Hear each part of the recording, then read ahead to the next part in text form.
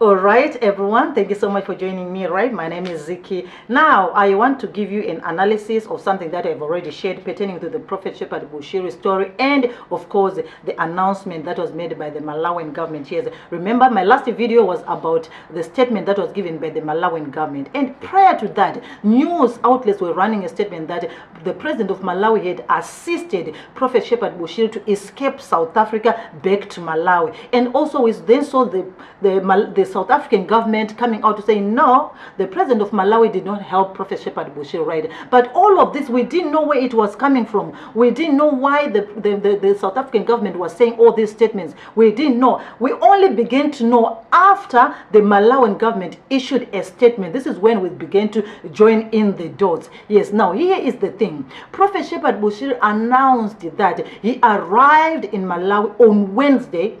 And Wednesday is the day that the president of Malawi left for South Africa on a 2-day state visit. Yes, but then Prophet Shepherd Bushiri did not announce that he was in Malawi on that day. He said Wednesday, Thursday, Friday. He only announced that he was in Malawi on Saturday.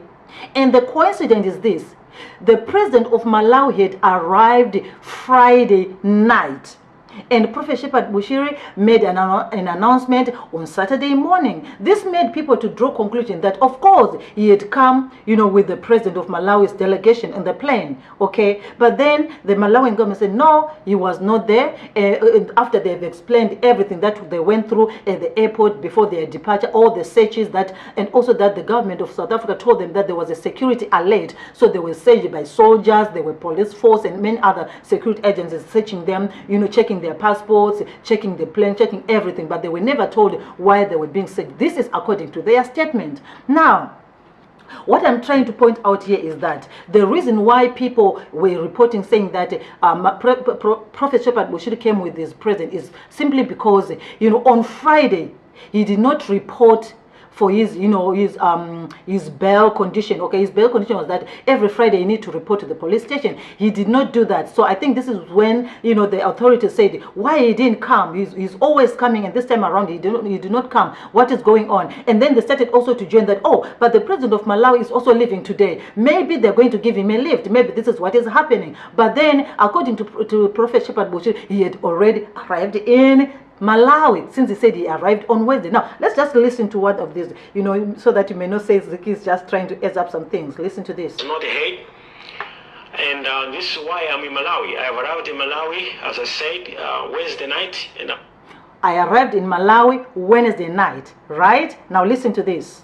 I'm here right now in Malawi. Unfortunately, our president in Malawi left for South Africa the day I had arrived the following morning. Okay, so the president left the day he had arrived. You understand? So, and then I don't understand. Okay, now let's go. So I have not had any moment to discuss this issue with my government. All right. So he is saying the president left and he had arrived. All right, so this is what is there now. If this is the case, right now in South Africa, they are still thinking that he is there because it was Wednesday. Remember, on Wednesday, Prophet Shepherd Bushiri doesn't report to the police. His bail condition is it was that on Monday and on Friday he has to report, right? So Wednesday, of course, no one will suspect anything. Thursday, no one will suspect anything. But Friday, when he was supposed then to go for his checks, this is when they said, oh, he's not there, he didn't come. And then they say, oh, but also the president of Malawi is leaving today. Oh, okay, let's run and search. You understand? So this is where I think this is where everything was coming from. But of course, after they searched and everything, they didn't find him because he was already in Malawi according to his statement. All right. Unfortunately, I don't know if I should use unfortunately, he did not make an announcement the day he arrived on Wednesday, or that could have cleared the president of Malawi, right? But actually, he waited Wednesday, Thursday, Friday, only to make an announcement on Saturday, the day after the president of Malawi had come in. So this is when everything started to come out in the media to say, well, maybe they held him and whatnot. So I just wanted to make a clarity on this one because The statement that I gave, the statement that I read yesterday was a little bit long, and some people were failing to understand where these things were joining in and everything. So I just wanted to make the clarity on why some headlines were run by the media the way it was run. It is because, you know, of this thing that I've just explained to you. I hope I was clear enough for you, my friends, to understand why those media headlines were running like that. And of course, I'll keep you updated on anything new that is going to come out. As you already know that a warrant of arrest has been issued, and also that their bail has been revoked and everything. And again, I do have another video that is going to be coming your way to explain to you what the SADC extradition, you know, protocol entails. I'm going to be explaining to you about that as well. I've already done my researches on that. And for the Zimbabweans, yes, I do have another story for you about my Titi that is also coming up next. Until then, remember, a good name is sooner lost than one. Ciao, ciao.